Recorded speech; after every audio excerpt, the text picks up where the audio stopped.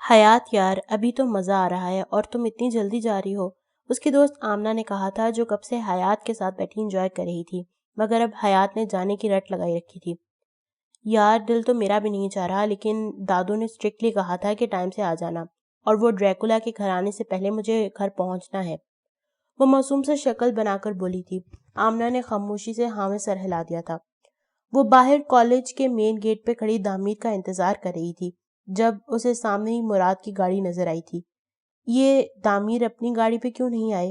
ہو سکتا ہے گاڑی خراب ہو گئی ہو۔ اپنی دنیا میں مگن، اپنی ہی کہانی بنا کر وہ مزے سے چلتی گاڑی میں بیٹھ گئی تھی۔ اف دامیر، آپ کو پتہ ہے؟ حیات نے جیسے ہی اپنے ساتھ والی ڈرائیونگ سیٹ پر مراد کو بیٹھے دیکھا تھا، سارے الفاظ منہ میں ہی دم توڑ گئے تھے، جو سخت تاثرات کے ساتھ اسے دیکھ رہا تھا۔ یہ سچ تھا کہ وہ کئی لمحوں تک حیات کے خوبصورت سراپے میں کھو گیا تھا، مگر اسے اس طرح دنیا کے سامنے سج دھج کر دیکھ اس کا پارا مزید ہائی ہو گیا تھا۔ حیات کے اس سجے سنورے روپ کو دیکھنے کا حق صرف مراد وجدان علی خان کا ہونا چاہیے۔ اپنی چیزوں کو لے کر وہ ہمیشہ ہی جنونی رہا تھا۔ یہ تو پھر اس کی حیات تھی، پہلے وجدان علی خان صاحب کی باتوں کی وجہ سے، اور اب حیات کی یہ حالت اور بار بار دامیر کو نام سے پکارنا جلدی پر تیل کا کام کر گیا تھا۔ وہ آپ یہاں؟ حیات نے ڈرتے ڈرتے پوچھا تھا، پھر فوراً ہی یاد آنے پر سلام کیا تھا۔ السلام علیکم، جس کا مقابل نے کوئی جواب نہیں دیا تھا۔ مراد کی طرف سے کوئی جواب نہ پا کر حیات کو تھوڑا سکون ہوا تھا کہ شاید دامیر نے بات سنبھال لی ہے، اس لیے اتنا غصہ نہ سہنا پڑے۔ اس لیے اس نے اپنے خوف کو پیچھے چھوڑا تھا اور پھر سے اپنے کریکٹر میں آنے کا سوچا تھا۔ وہ بہت بہت مبارک ہو آپ کو۔ گاڑی کی خاموشی کو ایک دم حیات کی چہکتی آواز نے توڑا تھا۔ کس چیز کی؟ مراد نے حیرت سے حیات کی طرف دیکھا تھا۔ ارے آپ تو انجان بن رہے ہیں، لگتا ہے آپ کو سرپرائز ملنا ہے۔ چلے میں ہی بتا دیتی ہوں، آپ کی اور آپی کی شادی ہونے والی ہے۔ حیات اپنی ہی لے میں سب کچھ ہی بولے جا رہی تھی، اور اس کے چہرے پر خوشی واضح نظر آ رہی تھی، اور اس کی یہ بات سن کر مراد کی رگیں مزید تن گئی تھی۔ چہرے پر غصہ پھر سے اڑایا تھا، اور اس پر متضاد مقابل کو کوئی خبر ہی نہیں تھی۔ اس کی یہ بات مراد وجدان علی خان کے جسم میں زہر کی طرح اتر رہی تھی۔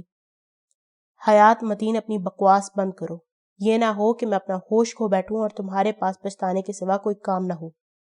ایک دم سے مراد وجدان علی خان دھڑا تھا۔ حیات ایک دم سہم کر دروازے کے ساتھ لگ گئی تھی، اور آنکھوں میں سے آنسو جاری ہونے کو تھے۔ اسے سمجھ نہیں آیا تھا کہ اس کی کس بات پر مراد کو اتنا غصہ آیا ہے، مگر دل میں اس بات پر مہر لگ گئی تھی کہ اب مرتے دم تک مراد وجدان علی خان کا سامنا نہیں کرے گی۔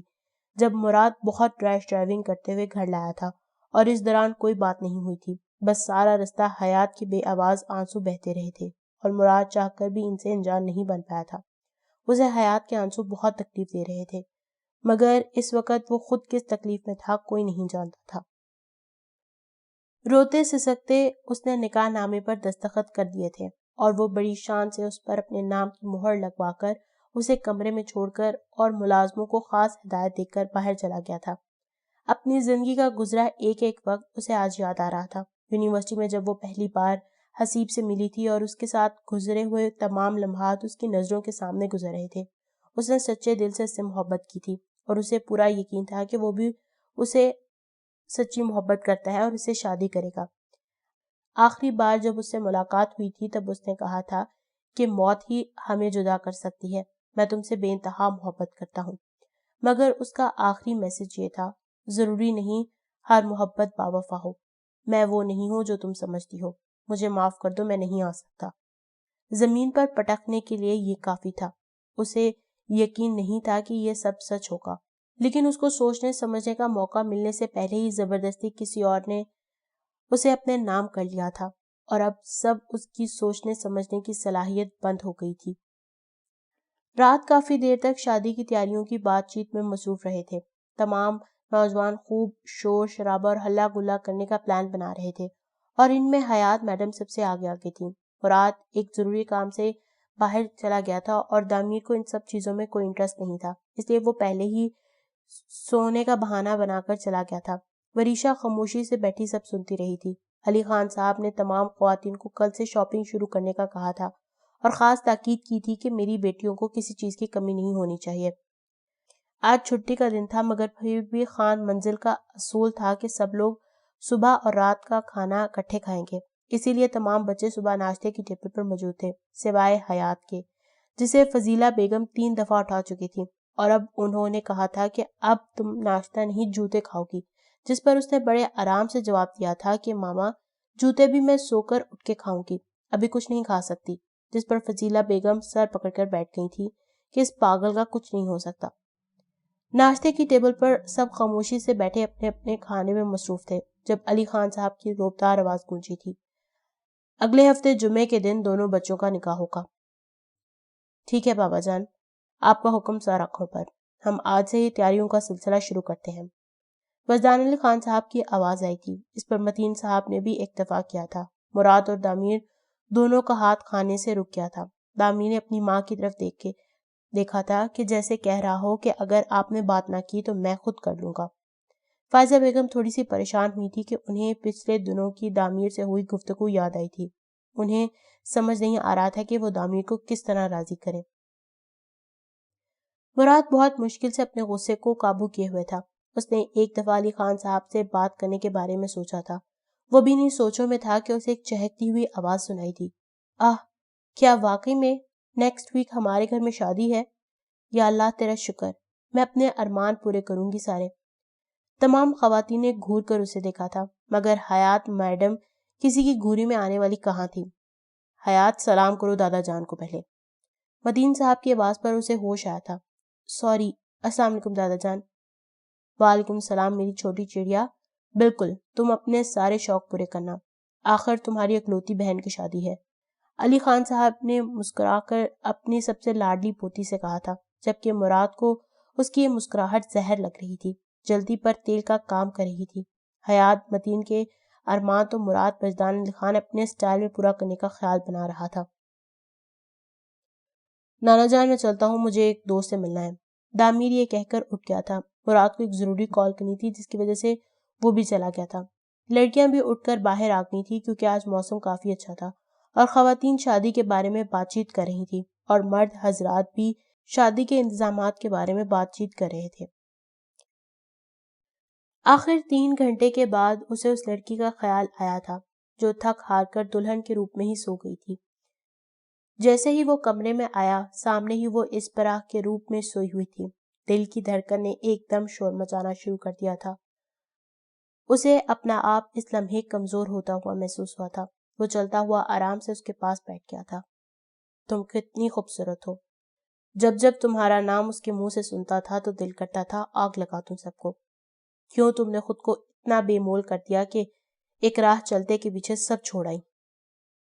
محبت سے چور یہ الفاظ آج اس نے اپنے سامنے سوئے ہوئے وجود کو کہے تھے اور ساتھ ہی اپنے ہاتھ کی پشت اس کا نرم چہرہ سہلایا تھا، مگر پل بھر میں کسی کے الفاظ اس کے کان میں گونجے تھے، یہ قاتل ہے تمہارے باپ کی اور تمہیں اس سے بدلہ لینا ہے۔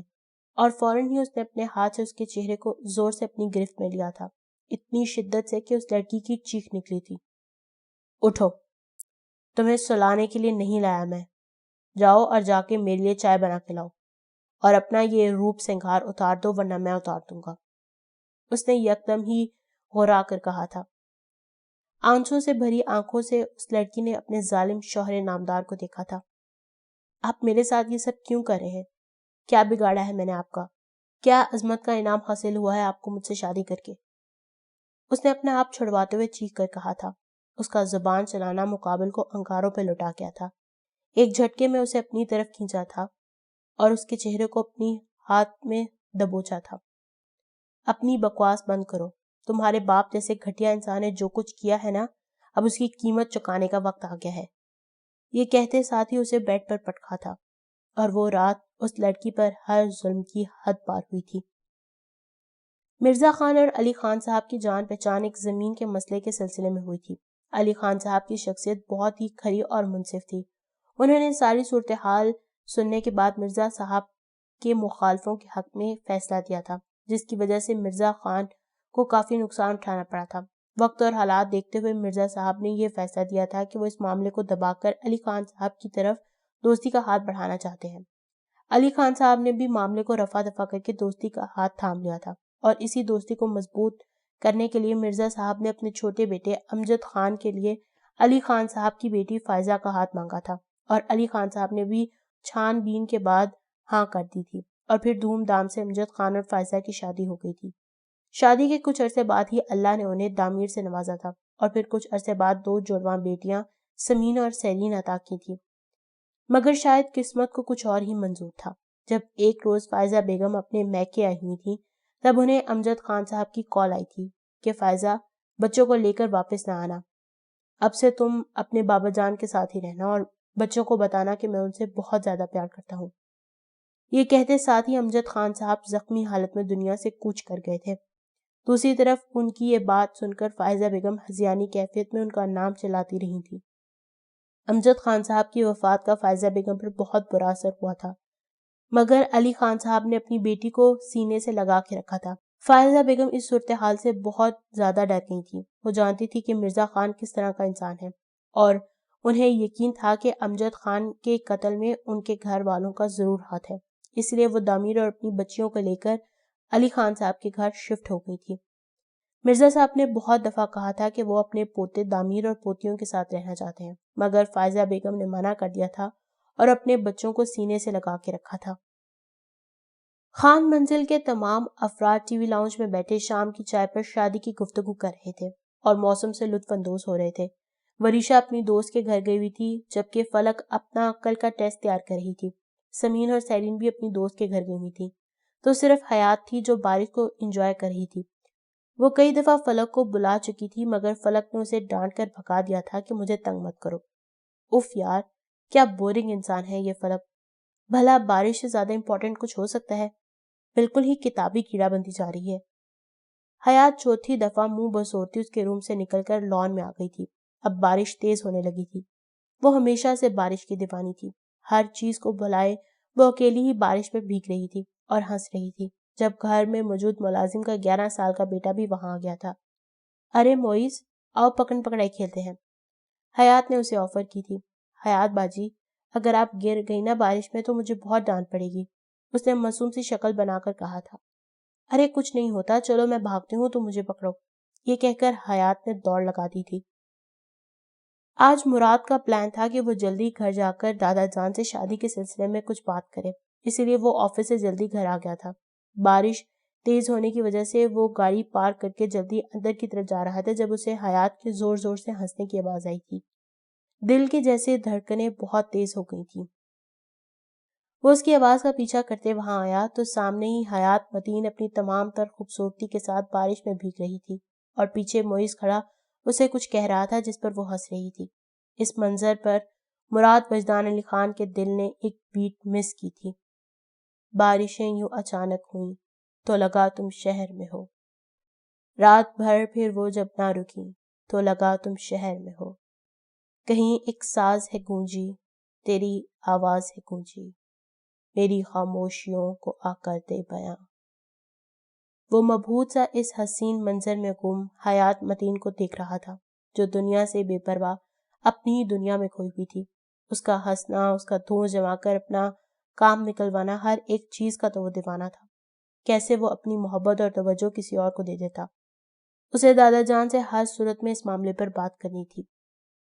اچانک جب نظر سامنے گئی تو ایک دم اس کی رگیں تن گئی تھیں۔ سامنے والے گھر کے چند لڑکے بھی ادھر ہی دیکھ رہے تھے۔ وہ ایک دم ہی آگے بڑھا تھا اور ایک ہی جسم میں حیات کا ہاتھ پکڑ کر اپنی طرف کھینچا تھا، جو سیدھی اس کے کندھے سے جا ٹکرائی تھی۔ حیات متین، اگر تم سے اپنا حسن نہیں سنبھالا جا رہا تو میں اس کا بندوبست کر دیتا ہوں، دنیا کی نمائش کے لیے نہیں ہو تم، ایک دم ہی غصے میں مراد نے کہا تھا۔ حیات جو موئز کے ساتھ باتوں میں مصروف تھی، یکدم ہوئی اس افتاد پر گھبرا گئی تھی۔ اسے واقعی سمجھ نہیں آیا تھا کہ کیا ہوا ہے۔ ایک دم ہی اس کی آنکھیں بھیگ گئی تھی۔ مراد اس کا ہاتھ پکڑ کر اندر لے کر جانے لگا تھا۔ چھوڑے مجھے، حیات نے اپنا ہاتھ چھڑوا کی بھرپور کوشش کی تھی، مگر مراد کی گرفت مضبوط تر ہو گئی تھی۔ مراد اسے کمرے میں لایا تھا۔ حیات متین، اگر تم اپنی حفاظت خود نہیں کر سکتی تو میں اس کا ذمہ لینے کے لیے تیار ہوں، لیکن تم پر کسی کی نظر بھی مجھ سے برداشت نہیں ہے۔ کمرے میں لاتے ہی اس کا ہاتھ چھوڑ کر مراد ایک دم پھنکارا تھا۔ اس کی آواز سن کر حیات بہت زیادہ سہم گئی تھی اور فوراً بھاگ کر واش روم میں بند ہو گئی تھی۔ اسے بہت رونا آ رہا تھا۔ بلا وجہ ڈریکولا نے اتنا ڈانٹا تھا اسے۔ ڈریکولا، اب تم مجھ سے بچ کے دکھاؤ، اتنا زیادہ ڈانٹا ہے مجھے اور ہاتھ بھی توڑ دیا ہے میرا۔ حیات اپنے بدلے کے بارے میں سوچ کر خود کو تسلی دے رہی تھی۔ یہ نہیں جانتی تھی کہ آگے قسمت اس کے ساتھ کتنا بڑا بدلہ لینے والی ہے۔